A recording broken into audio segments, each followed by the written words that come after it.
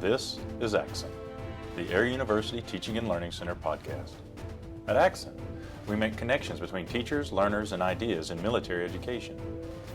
The opinions, conclusions, and recommendations expressed or implied in this podcast are solely those of the speakers and do not necessarily represent the views of Air University, the United States Air Force, the Department of Defense, or any other U.S. government agency. Follow us online at www.airuniversity.af.edu/TLC or on Twitter at AirTeaching for more. Welcome to the Axon podcast. I am your host, Dr. Megan Hennessy. I'm the director of the Air University Teaching and Learning Center, and I'm here today with two of my teammates, which is nice. So we're going to have a great conversation today about artificial intelligence and all that means for communication, as that is a huge part of the Teaching and Learning Center's mission. Ms. Meg Varney is the lead writing specialist at Air University's Teaching and Learning Center.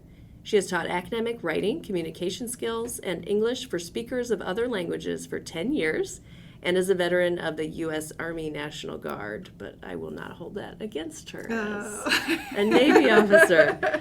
And here we are in an Air Force environment. Working together. This is mutual ground, I think. Joint.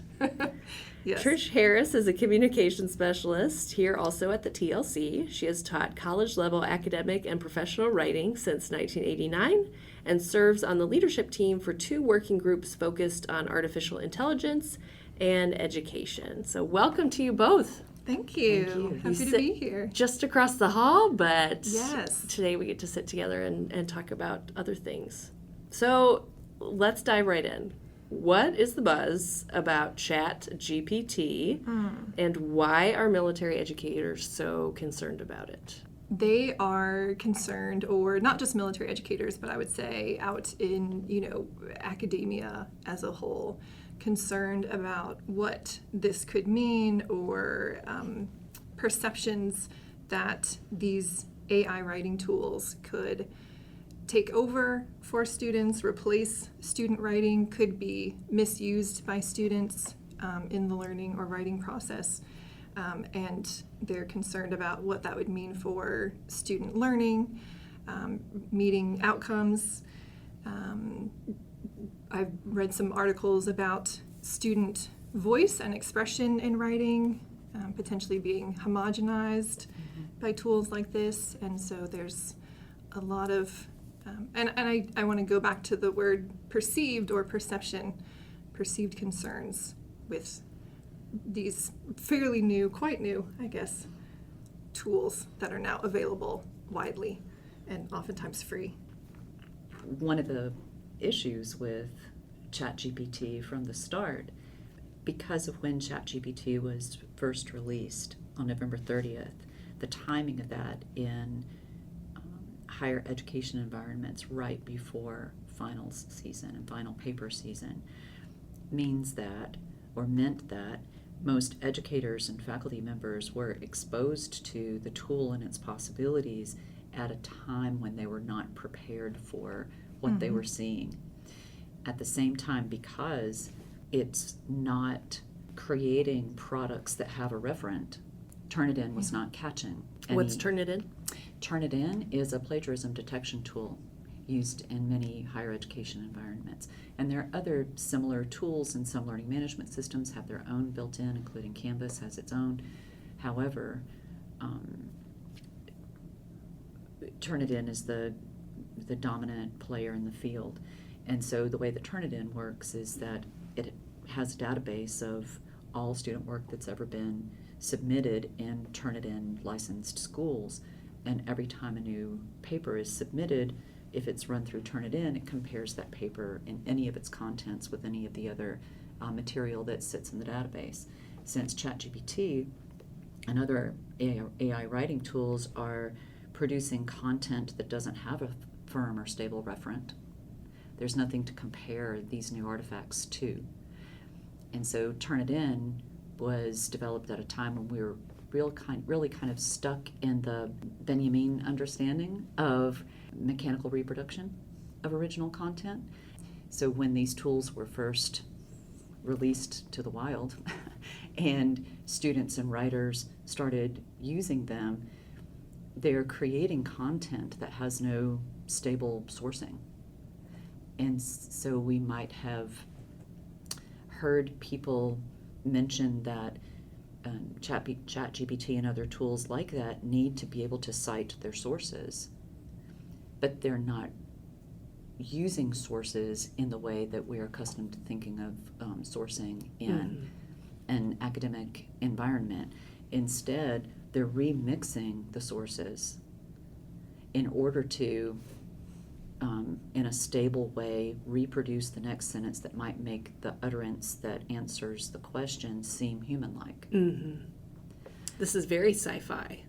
It's the world we're so in. sci-fi, but it's also what's happening right now. Yeah. And it's really exciting. So the standard reading, or the first level reading, and this is from academics and from students. I'm still in touch with many undergrad and grad students with whom I've worked over time, who were exposed to these tools when they were, for instance, interning at OpenAI before they were publicly available. It's like, oh yeah, I used that back in the day. But when I ask them about the stable uses that they found for these AI writing tools, they were using the tools for assignments that needed easy, low-level responses. You read my mind. I was just about to say, from an educational research and assessment Yes. standpoint, if the AI is able to get at your summative assessment, then perhaps you need to rethink your assessment. Absolutely. And really, that's one of the first approaches that I would suggest using in a SOTL context if we were going to see what the impact might be. We could easily design a model because the control would be everything that's happened before. But a model in which we try to meet the same stable learning outcomes on the other end, but we build a scaffolded learning experience. And this could be a writing experience or a human generative content experience, not necessarily in a writing class, in which instead of giving someone a writing assignment, and then at the end you just expect a complete product, we instead scaffold the assignment in a way that maybe even integrates the low-level text generation capabilities of AI writing tools so that students can start working on higher-level capabilities that we think we can't address in classrooms right now. That we're always thinking about wedging people in to their skill set. We need to start at this 0-0 sort of, and please forgive me, everything in my mind is graphed. So we're starting at Trisha's making graph signs with I'm her making hands. graph signs with my hands. I'm making it's mathematics in the air here. But we're always thinking about starting with really baseline skills. How do you get a topic? How do you generate the common knowledge around this? How do you express that? And then maybe we can layer on style, strategy, other higher order thinking concerns. And I think that AI writing tools give us an opportunity in a study to instead say, what is it that we really value about that common knowledge? The fact that you can ask the right questions to generate the common knowledge. And what would we really value that we think we never have time to get at? And that's, what is that more densely theoretical or abstract or analytical connective tissue? How do you get to the larger, more important points? How do you see alignment or value between or among those key points so that you can get to the larger meaning in whatever it is that we're asking you to think about as the purpose of the assignment? What we can do is ask those questions that would typically have the person generate the common knowledge content, and where many people get stuck and instead ask those questions of an AI writing tool so that we can instantly get to the higher order concerns. We get to the value questions up front. Do you even know what you're looking for? Do you know how to get to the common knowledge? Do you know how those might link together? Well, let's ask and see whether that basic information, and again, it's guesswork on the AI writing tool's part. They're, doing statistical predictions of what the language should be. And there is no referent. There's no stable referent. It's not citable. But as an assignment assistant, we could ask them to generate those questions, ask the AI writing tool the questions, so that we have what we would typically see is almost the body of the paper together, and then ask them to start asking the right questions to generate the higher level content. And use that as a practice exercise. So instead of saying, here is the assignment, miracle occurs here, 10 weeks later you have an amazing product, we could say, let's spend 3 weeks performing this practice assignment. And what you've learned in the practice assignment, instead of getting wedged into the lower order skills, is you're learning how to do these higher order things. And you're learning the value of asking those right questions. So really, the case could be made for ChatGPT as a force multiplier. Absolutely. It is absolutely a force multiplier. And it gets us directly to the things that we think we can't hit in our courses. Because the second layer of the assignment is to say, okay, great, let's throw that away. And now here's the real assignment, but we will use the same model. We just won't use the AI writing tool this time. So it seems to me there's a lot that we could dive deeper into here. We've Absolutely. got the ethical concerns, we have instructional design questions, but Meg, what's the research say? Does this technology have advantages in military education and training environments? So at this moment, everything is so new that the research doesn't really say much yet. I'm sure that, and Trish can speak a little bit more to this with some of the groups that she's involved in, that there is a lot already underway, research in progress. We've seen a few things come out that are a bit more official looking, such as a couple, really literally only a couple of peer-reviewed journal articles related to these type of AI writing tools, but they were not so much conducting data-backed research to suggest what the impact may or may not be for student learning or reaching outcomes or writing. They were more anecdotal or looking at trends in previous work on AI more generally, but these tools are so new that this is a really great opportunity for anyone interested in contributing to the conversation by doing some research. Now is a great time to jump in and do that. So time for an intervention study. Yes, and one of the articles that we were talking about yesterday is sort of a starter lit review, but since we really haven't seen published articles on ChatGPT or other AI writing tools yet, since November 30th, the scholarly publication cycle is such that there really hasn't been time in the cycle yet for that. But they have a starter lit review that I think would be useful for anyone who wants to come after and add to it. Yes. Yeah, and I think in that particular article, and even one of the other articles, or the one of kind of two that exist, that's how they framed it as well, that this is just providing some foundational groundwork for further research to build on. And something that I think is interesting that I'm sure has happened in many other cases when new technologies emerge or become publicly available is we're seeing at this time a lot of more, I don't know if we could call it like grassroots, like building up. So there's a lot of talking going on and a lot of conversations and a lot of work being done.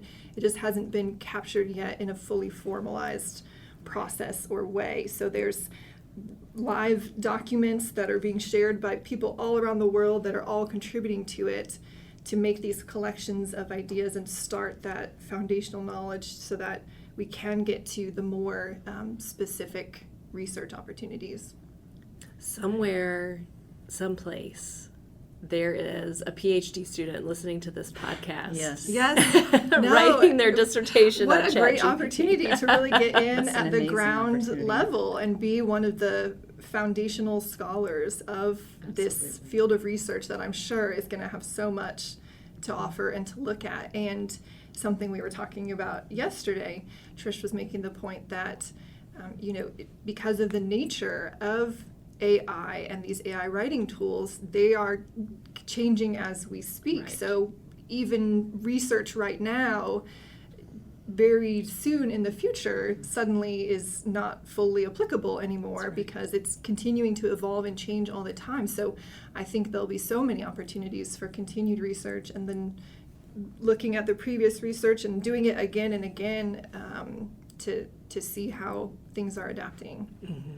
And that's why with the research going forward, I would suggest that beyond elements or beyond developments like this initial lit review, that people follow the most recent articles rather than returning to December or January or even 2 weeks ago, because as the tools develop and they're learning with every question that we ask, as the tools develop, we want to make sure that we're staying abreast of what they're actually capable of. People who are writing about ChatGPT in the first week of January, Right. We're not seeing what ChatGPT can do now. And certainly Notion released their own AI writing tool, yesterday or the day before. Yeah. Feels like Canva every week has there's its another own, new one. yes, has its own AI writing tool now, because they're everywhere. And in an article that almost everyone I know who's deeply involved in the AI in education groups, or certainly in the leadership, is writing at least half a dozen articles right now. Mm-hmm. And so one of the things that, to address something that you had asked a minute ago, Dr. Hennessy, one of the things I think that we need to think about when we think about military education environments, as well as the rest of higher ed, is to think about how we respond or react. We always want to make sure that we respond rather than react. But in one of the papers that I'm working on right now with Dr. Yancheva, we're talking about or trying to parse the three possible responses that higher ed institutions could have to products like this. And the first is just to say, this is scary, this is bad, or this is a trend, let's just ban it. The second is to say, we will allow it, or we will admit that it exists, but we will put this kind of chokehold on it. And they'll be very explicit in terms of policy, the way the technologies might try to shut it down or limit its use, or the way that syllabi need to have X standard language or whatever that might be. And the third approach would be, and you can define what embrace means institution by institution, but is to embrace it. And we were talking yesterday in terms of using this framework going forward with research. I think that would be a useful framework for institutions who want to measure and evaluate how ChatGPT has had an impact on teaching and learning. There's a parody in there somewhere about which branch of the military will adopt which of those three. Let's not go there. No. As you said that, I was already choosing in my mind what would be. I know you were. But I'm not going to say it. Well, so things like this, especially when you start talking about academic integrity and all that means, most especially in a workforce development culture, which professional military education essentially is. We're developing national security professionals. These conversations can start to feel very emotionally charged and personal. And I know you have experience with this. You gave a webinar a couple weeks ago on this topic, and the attendee response was mixed. Where there was enthusiasm, there was also some consternation. Sometimes some very enthused consternation. And one attendee even suggested that there were some, not only issues with your own credibility, you were accused of knowing nothing about the military, which is funny for an Army National Guard vet, medic no less, with combat experience. Yeah. But also, they took issue with your verbiage, specifically the word equitable, as just a meaningless buzzword. Here's your chance to respond. Thank you what are for your this. thoughts? Thank you for this opportunity. Well, I think to keep it focused on what our conversation is here today, which that webinar was on the same topic mostly, at that time, I think there was a bit of a misunderstanding with what we were talking about when it came to equity versus the use of these kind of AI writing tools. In that moment, we were addressing, when we can even circle back to what we started the podcast with here today, which were the concerns and the fears that people have that could perhaps drive them back to previous practices in the classroom. For example, handwritten assignments, timed writing. Not that those completely don't exist today, but going back to rely on them on the main means of assessment. And that there are, as has been studied and researched and shown for many years now, concerns for those kind of approaches when it comes to having students in your classroom. If you have a learner-centered classroom that acknowledges that students are coming from different places, different backgrounds, different educational experiences, different languages, different cultures, different personal challenges, that some of those practices, like handwriting in a timed environment in a classroom, do not allow everyone to be as successful as they could be and provide some or create some barriers for them. So that was the point we were making there. When we were talking about AI writing tools, I think Trish's example earlier where she described how you might use it to scaffold a learning process and to get to those higher order thinking skills, again, as a tool. You called it something in the moment, but I can't remember what you said now.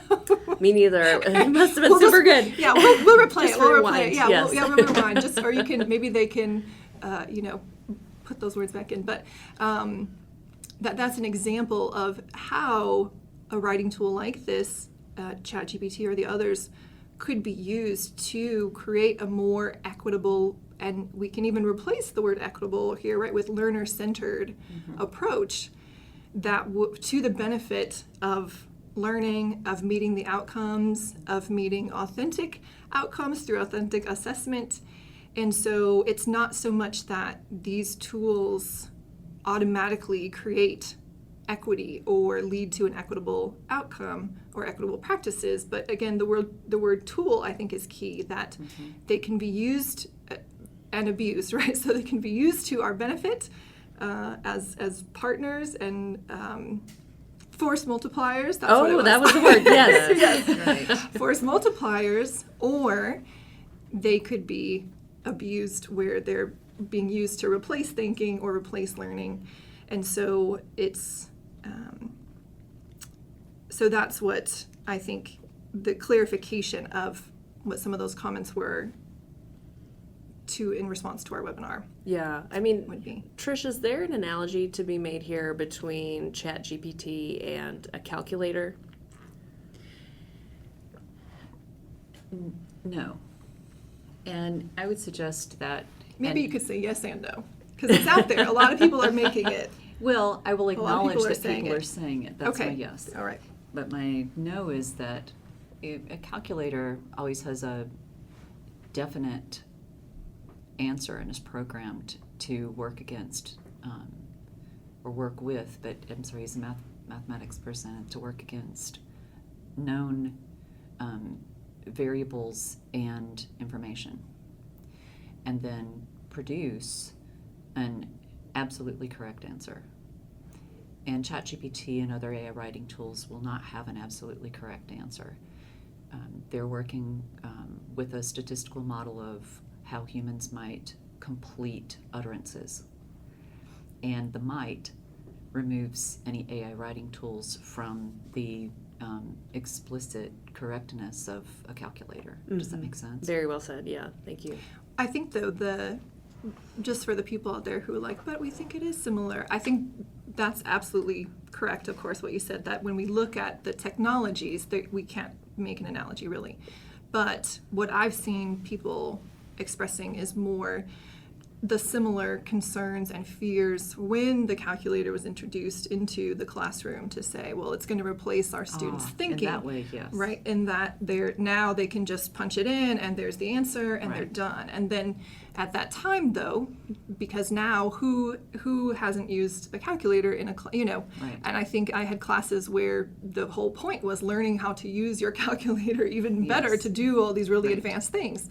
And so at the time there was that concern, but then approaches adapted, and the educational world adapted to make use of, benefit, maybe even as a force multiplier again, this tool that was available, because it was part of the landscape. It wasn't going away.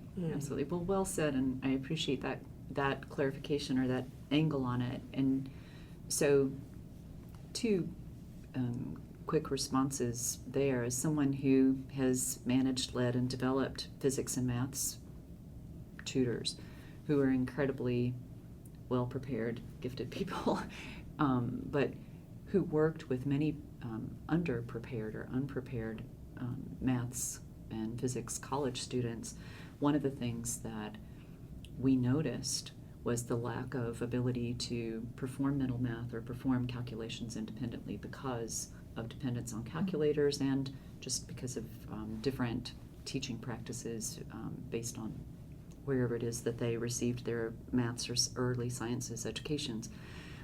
And one of the problems that I think exists within that analogy of ChatGPT as a form of calculator and that it might take away this thinking ability is that we're assuming that educators will do the same thing with communication that they've done with maths in that way, that they'll introduce it and think, well, this will help, and then not teach people how to independently construct entry points to the communication that they produce. And so if you think about a maths model, students are typically working from a worksheet and they're plugging those values in with the operator and trying to receive a specific result. In most writing tasks, the question is more open-ended. And so people still have to construct that entry point, even if they're doing what we call prompt engineering by asking the questions of the AI writing tool. I think it's so new right now that we haven't done this yet, but I think one really important missing component in the whole conversation right now is good public education about what AI writing tools can and cannot do and what they're designed for and what they're not designed for. Because obviously the media and other sources want to capitalize on the shock value of this is a better way to Google things. It's just Google that you can Google Plus, which is not at all what it is, and we don't realize, I think, until we're educated about it, that every time we ask it a question, we're engineering the next level version of the product. The software is learning all the time based on we're feeding into its we're feeding into process. it because PE or prompt engineering is a real thing, and so most computer programs are written, and as are these, are written with scripts full of commands. And so if you give a program a certain input, it will give you a very specific output based on the command that's been written into the code. And here that exists, but also we have a series of questions. The algorithm learns through the questions. And so every time we input a certain question, it's coded to learn from that question and then modulate or change its response to all the rest of them. Does that make sense? I mean, does this freak you out? Because as you're describing this, Sorry. I'm thinking of that HBO show, not endorsed by the Air Force, The Last of Us. My Yes. husband and I Yes. gave Don't it. spoil anything though, Okay. because I have not. So we gave it a watched try yet. last Yes. night. Okay. We had to turn it off like 30 minutes in because it creeped us out so much. Yes. But Yeah. it's very congruent with what you're describing in Yes. terms of organic terms, like Yes. feeding upon, Yes. adapting. Yes. Yeah, that's for Yeah. me actually, as I've gotten into it more and learned a little more of the science behind it, I feel less freaked out by all of Yeah. it. And I think part of it, like with those words, and I'm not at all critiquing the words that you were choosing, but Yes.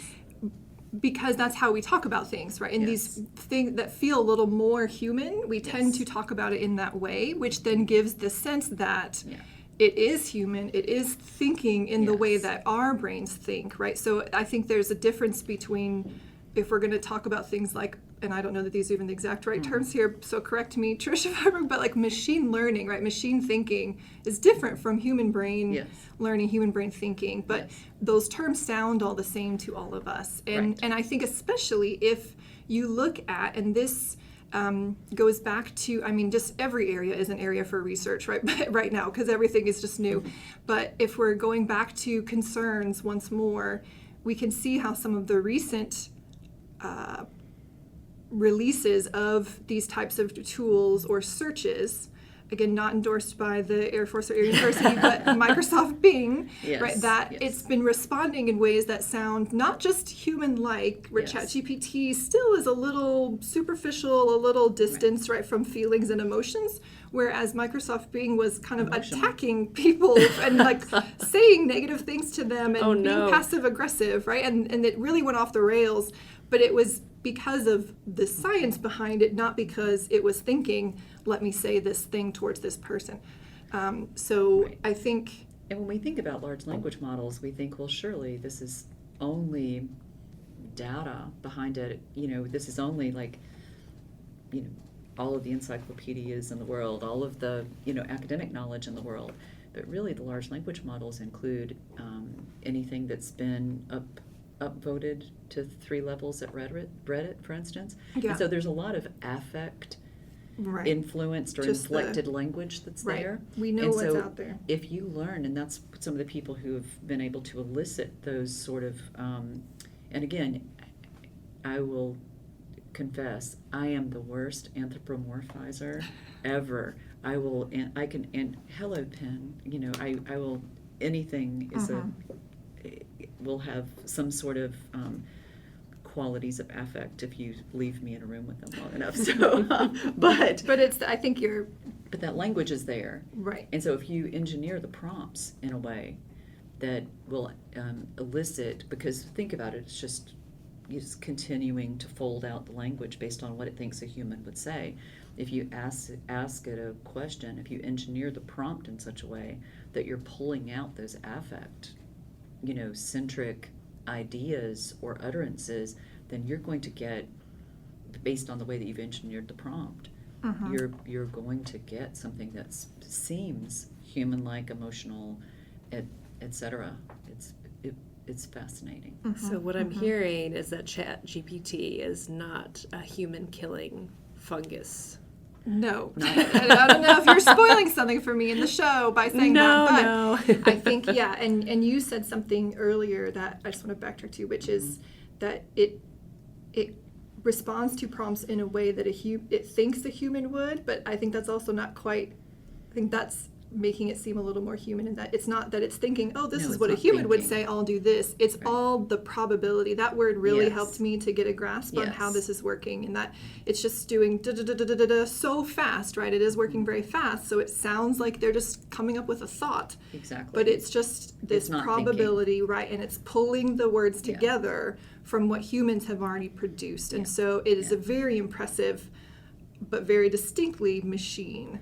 Yeah, it's definitely working with a statistical model of human language, Right. in order to produce Right. these utterance-like. It is not producing its own outputs. original language. There is no original language, and that's why the prompt engineering is so important. And getting back to military education, I think that it's in those initial questions, we tend to, in any learning environment, we tend to issue prompts that we hope will elicit a certain thought and analysis or strategic or whatever it happens to be response from our learner writers, one thing that the addition of AI writing tools to the learning environment might, one thing that addition might require of us as educators is that we build that layer of teaching people how to design the right kind of questions or prompts. We've always assumed they were doing that for themselves. And I think that it's time, I think that this, in a way, could be the driver for helping people do prompt engineering within the human model.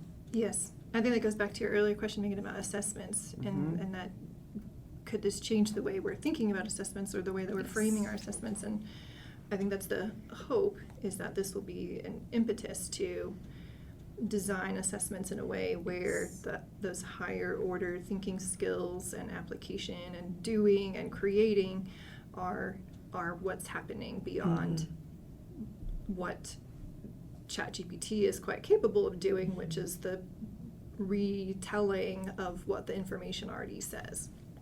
So I think we've established that we need to meet back here in a month see what's adapted and fed off of our data since then. Not like a fungus, but still in my mind as one. Well, I want to end, just as we're wrapping up, with a question for Meg. Wanted to give you an opportunity as the Teaching and Learning Center's lead writing specialist. Here's your platform. Tell the Air University and PME community what you would like them to know about this type of technology from your perspective of leading a writing lab that serves 1,000 students a year. Mm-hmm. I think I would hope that others would have the opportunity to learn a little bit more of the science and how it works, so some of their fears might be assuaged, and that they can start to, kind of like we were just talking about, see this as a great opportunity to rethink assignments, rethink the process of writing, rethink how these tools might be a contributor to student learning and student writing. And I think all of that, and this is the kind of my recurring theme this whole year, which has tied in well to this, which is all of that then hinges on a more learner-centered approach. And I think that's a whole other podcast as well. We could talk about all the things that entails, but that's really the gist of it, is if we can use this as an opportunity to move even more into these learner-centered strategies in the classroom, it benefits the student, it benefits us, it benefits the outcomes, it benefits, right, in our particular case here in military education, national security, and all that that involves. And so I would love for this to be a time where we can all continue the conversation together, and this is an opportunity for us to support faculty in that work, to say, hey, we have experience doing this, whether it's writing or other types of work that's being done in the classroom. Let us support your efforts to integrate even more learner-centered practices, and at the same time see if there are any opportunities to incorporate these kind of tools, again, as a learning tool, not as a replacement for thinking or learning. Absolutely. Meg Varney and Trish Harris with the Air University Teaching and Learning Center. Thanks for joining us today. Thank you. Thank you so much.